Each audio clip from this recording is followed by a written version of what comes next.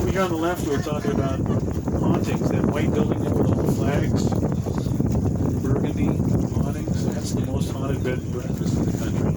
It's the Casablanca Inn. I don't know. Is anybody been in there? That's the Bikini Martini Bar. It's the most haunted bed and breakfast. We've got the most haunted lighthouse as well, and it's St. Augustine.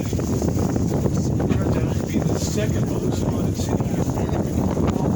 One city haunted in the city. Gettysburg, well, that's good. That's a good guess. Melbourne.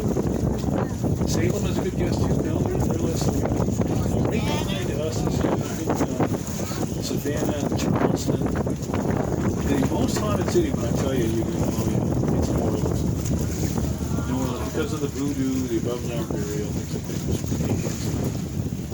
It's been a couple of years, and suddenly now we've got Canadians back here all over, heading south. It's fun because they look just like Americans. Oh, the other Canadians on board, all right. What part of Canada?